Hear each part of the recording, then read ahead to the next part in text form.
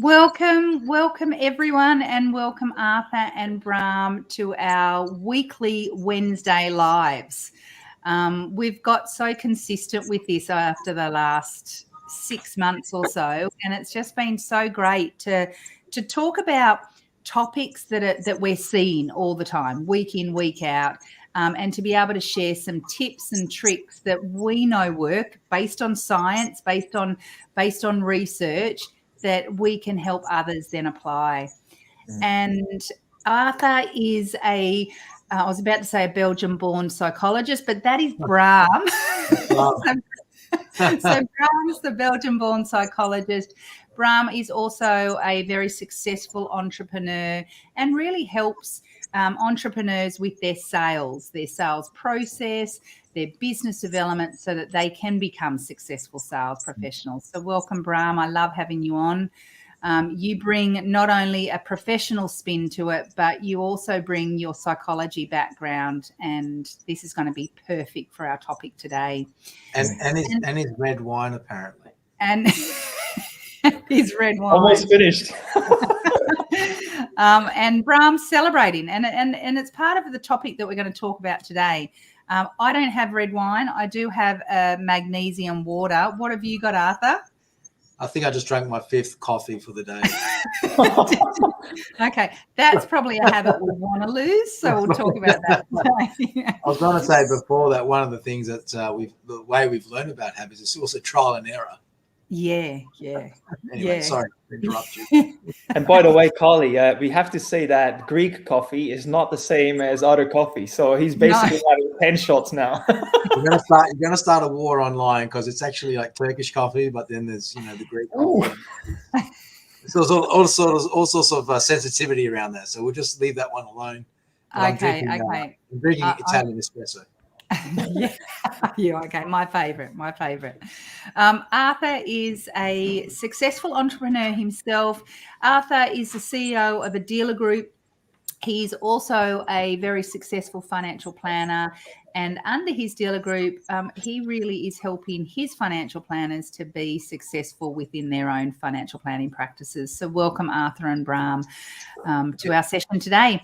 We like to keep them short. Sometimes we have to try and stop ourselves from talking because there's never enough time to get everything done.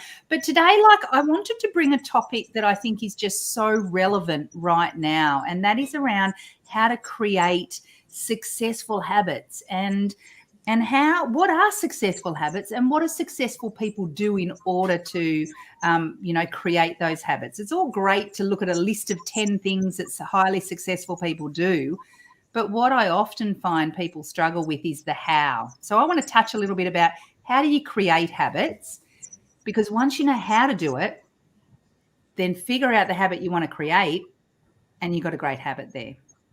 Mm-hmm. I've been running programs. So for those that don't know me, sorry, I am Kylie Denton. I'm the owner and director of Performance Advisory Group, and I work with senior leaders and their teams in financial services, helping leaders to be absolutely amazing people leaders. But I also have a background in psychology as well as coaching as well. So welcome everyone to today. Where should we start, Brahm? I'm going to start with you first, because I know that you would be looking, whenever we look at habits. Actually, what I might start with first is just talking a little bit about what a habit is. I might actually give a bit of a definition. So a habit is a learned behavior that becomes reflective over time. Okay, so good or bad. Okay, and we know that habits are so easily created, and we know that sometimes we create habits even when they're at the detriment to us. Okay, so we know people that are still smoking that shouldn't. We know people that are still drinking far too much alcohol because it's a habit, but they don't stop. Okay, we know people that have got cardiovascular disease that don't exercise. So we know that they can be either a good habit or a bad habit, and they can be so easily formed. Yep. But also so hard to create as well. So normally a habit is defined by a trigger. So it's normally something within our environment that triggers that habit. Okay, so for example, I wake up, I'm feeling a bit tired, Okay, so that's my cue. I'm tired. I then have a response. I'm going to get myself a cup of coffee. I then have the reward of feeling energized. Okay, so habits are so easily created. So, Brahm, tell us a little bit about what you see around people creating habits and how you think it works successfully for them. Sure, I appreciate it. Well, first thing, as you were explaining yourself, there was this famous saying that popped up that I think is a good start for the conversation, which is, it's easy to form bad habits, but hard to live with them. But it's easy to form, it's hard to form good habits, but easy to live with them. And so, I think it's very easy in this sort of thing about good and bad, where judgment is casted, very easy to have our own values sneak in. And a good habit for one might be a bad habit for somebody else. So whatever you define as a good and bad habit, it's up to you really to look at it. But if you look at it from my perspective, what I would like to contribute to the conversation there is that it easily takes 2 months of disciplined action to form a habit, to take something that was previously, not usual, to kind of really embed it in your own mechanism and make it use like kind of second nature. It's about 2 months it takes. But I think that it really all starts with where you use your mind, as in your psychology. If you don't have even a desire to do it, you're going to find reasons to procrastinate, not do it, find excuses, and all sorts of stuff. So it really starts with a decision. That's basically what I'm trying to say. If you have a good decision that you say, look, it has come to my awareness that this is something that is not really serving me, nor my loved ones around me, or my staff, or my team. So I want to do something about it. That's really where that's where the magic happens. It starts with a decision. Then, as Arthur always likes to say, what gets measured gets done. You need to make some sort of form of accountability that where you actually allocate time and where you make yourself accountable to it. So I always like to say, what gets scheduled gets done. So if you make time for the new thing that you want to develop, you're going to get it done, But if you don't make time for it, again, it won't happen for you. So you then had a decision, but you didn't make the effort. You need to have and the decision and the effort, because diligent ongoing action ingrains a habit. And I think that's basically as far as I want to go at this stage. But yeah, it takes about 2 months to form a new habit. And if something is meaningful for you, make the decision, allocate the time, make yourself accountable, and just go and do it. Yeah, Brahm, I just want to touch on that, okay? Because what you've said there, and you said it's disciplined practice, okay? So in order for habits to be formed, habits are formed not just by time, but by frequency, okay? Frequency with the amount that I do it. So so for example, a habit for me is every single morning I wake up and I go, oh my God, I'm so tired. I don't feel like exercising, but my exercise clothes are out the night before. I still pop my exercise clothes on in the morning. It's a habit. It's popped them on in the morning. I then go and have a cup of green tea. I sit down. I do a bit of planning. I then go 45 minutes later, oh yeah, I feel like I could exercise now. And I exercise. So it becomes a habit, because at that 45-minute mark, I'm like, oh, I'm ready to do some exercise. So when we set habits by frequency, so it doesn't matter whether or not it's during the week or on the weekend, I still wake up, I still pop my gym clothes on, and then eventually I actually go and exercise, even though I didn't feel like it at the beginning. So it's those habits that we do. It's kind of habit stacking. You put your clothes out the night before, you get up, you do the same thing, you get your cup of tea, you get your green smoothie, go and whatever it might be. It's this habit stacking that makes a difference. But habits are based on frequency, the amount of times we do them that makes them stick. So it's okay to skip a day, just don't skip 2. Okay, we want to get back on that horse straight away. So true. I'm sure that Arthur would know exactly how to do it, because he's a gym junkie. Workaholic gym junkie. I don't know what you want to call it, but I think it's something to do with around. You just become, what's the word? So determined to achieve something that you kind of form good and bad habits along the way. I mean, let's face it, you know, for every one habit, you know, that's good, you potentially have a device or a vice that it's not so good. And yeah, it is interesting, and beyond the normal writings around, you know, how habits are formed and the time it takes. It's an interesting one where just on this call, I thought about it, is that really good habits can only form through the right mindset, because a good habit requires accountability.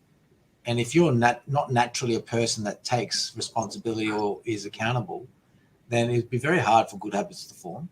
Yeah. So it's really got to start with that first, is having the mindset where you're willing to be accountable. And if you're not able to, then making sure that you've got someone next to you. An accountable partner. An accountable partner. Yeah. And that's for me, that's really when I look at it and I break it down. If you don't have that accountability step, the only habit that's going to form is a bad one, because it's called denial, or you know, or you know, non-achievement. Yeah. Or, you know, just deviating away from what needs to be done. I think and over time, you know, I think looking back, and I've entrenched these habits into your lifestyle. You don't even feel like you're doing it. So, you know, gymming, I go to the gym every 5 days a week, and I have a good diet. I don't, you know, drink and all that kind of stuff. And so, not saying that you shouldn't, but for me, that's what works for me. You know, and so I find that I've got the attention span, the energy that I can bring to the table to, you know, have all these responsibilities and still perform at my, hopefully as best as I can, because I've got these habits. But then, you know, things happen as well. Like, you know, the day happens, you know, life happens. And so I think the whole mindset piece on how you deal with conflict, or how you deal with stress is a habit, and can get in the way of you deploying your good habits. I think there's probably a science where, when the mind has to choose between two, I think the bad habit has a bit more weight. You know, you'll drop the good habit because you're so stressed, and then the bad habits come in. So, you know, you might have a drink when you're really stressed. You know, is that a good habit or a bad habit? So, you know, it might be really. So I think the psychology or the science behind it, I don't know enough, but looking back, it's about entrenching these habits using help. So I didn't wake up, you know, one day and start training 5 days a week. Yeah. And I stopped training for all because of COVID. Right. And so that whole habitual thing that was entrenched in me for years, because I couldn't train, I actually unlearned it, and I had to learn it again, even though I've been training for 20 odd years. Yeah. And so that stop-start, like you said, Kyle, it's so true, right? So I've actually had to get the help, like a personal trainer. Back into it. And without that, it wouldn't have happened. So, but because I wanted to actually achieve and be accountable, I needed the accountability partner. So, I love that. I love that. And I might bring a bit of science into it, because Ram and I like science. Okay. So I did it up in year 10 in high school. I'm not sure. No, right through to year 12, actually. Well, look. I was concentrating. 40% of our actions a day are not decisions, they are habits.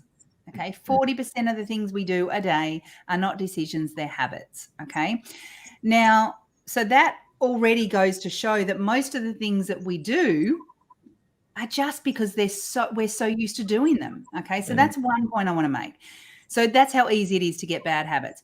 But there's 3 levels of behavior change, okay? And imagine it like an onion where we've got the rings in, okay? So on the outer layer, we've got outcomes. And these are often, we see people go, I want to lose 10 kilos, okay? So that's an outcome. I want to lose those 10 kilos.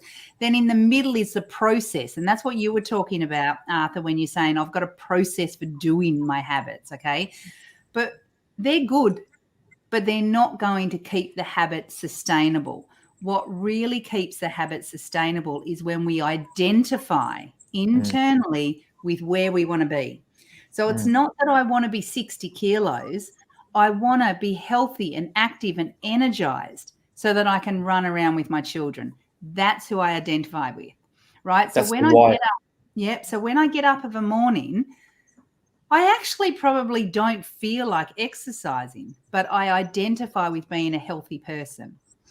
When I read and study of a morning, it's not because I love it and I want to do it. Sometimes it is, okay, but it's because I want to identify with being a lifelong learner, okay? So we need to get people away from outcomes and process. They're a part of it, but we've got to identify with it, okay? And when we truly identify with a habit, I want to be healthy, I want to be a reader, I want to be a non-smoker, I want to be a lifelong learner. I don't want to be a procrastinator. That's the identity when we want to create. So when we do that habit, then that's how we get where we want to go. I want to, and there's lots of things we could talk about with habits, but I want to share with you, because I did a fair bit of research around what are the habits of highly successful people. And I want to read a couple out to you.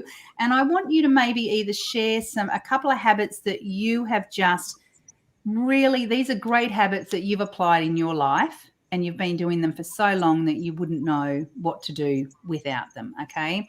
They get up early. They read a lot. They make exercise a priority. They spend 15 to 30 minutes every day thinking, on focused thinking. They sharpen the saw. Now, this is one of Stephen Covey's. Sharpen the saw. What does that mean? Looking after myself. They avoid time wasters. Okay. They begin with the end in mind and they pursue goals. So that's just a couple that I've shared with you. What are some habits that you see highly successful people do, or you guys are highly successful in your own right? What do you do that are habits that you've formed? I think, I mean, all of the above there. You know, the reading is probably not my strong point, but you know, I download the Blink List app and I get the 15-minute summaries whilst I'm driving the car to work in the morning, and that's my reading.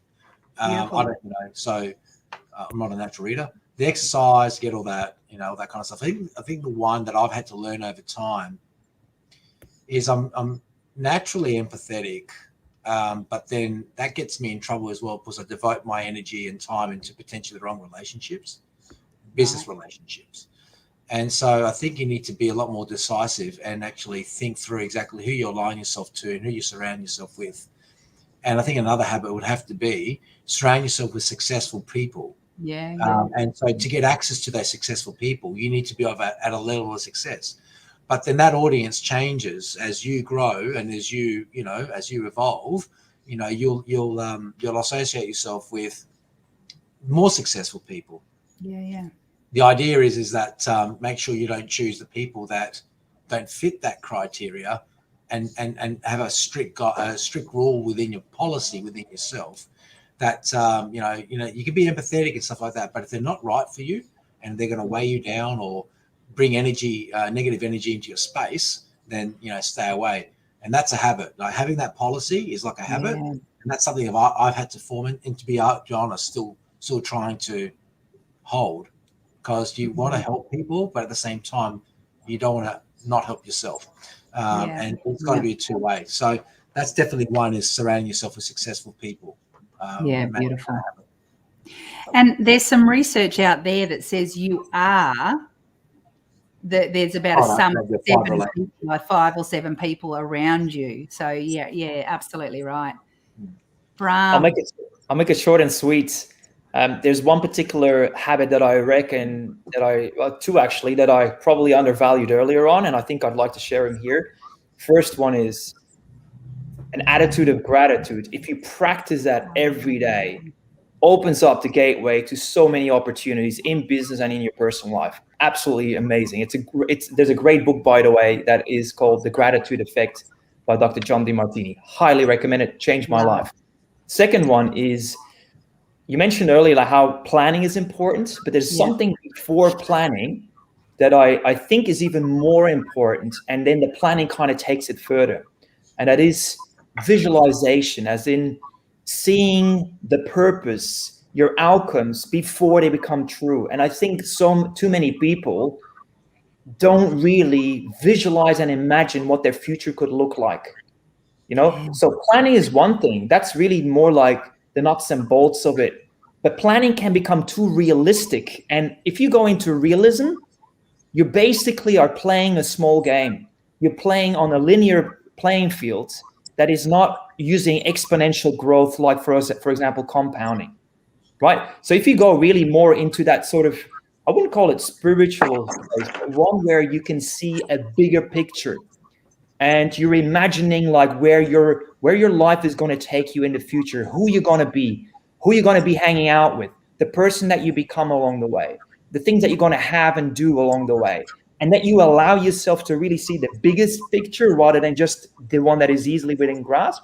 I think that is a powerful habit to create. And then all the rest, as in planning and execution, then becomes a byproduct.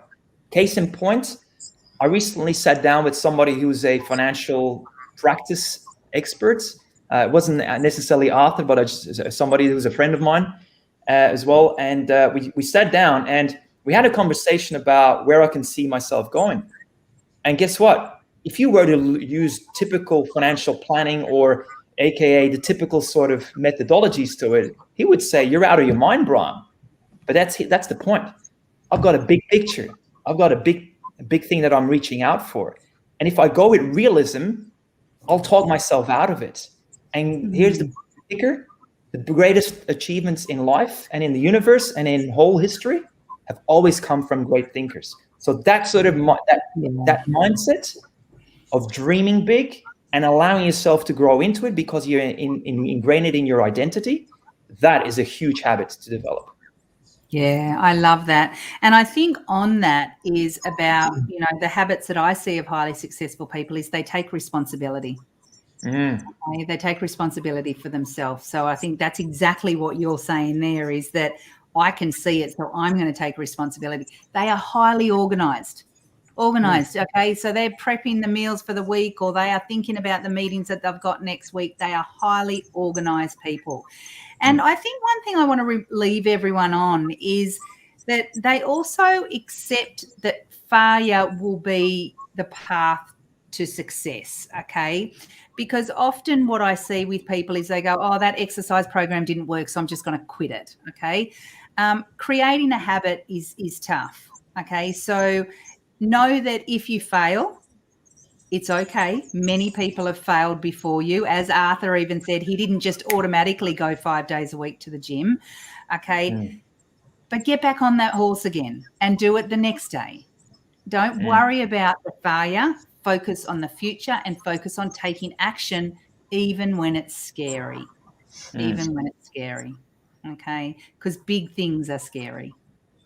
Habits are scary, and most of the time, if we identify with them, it means something to us.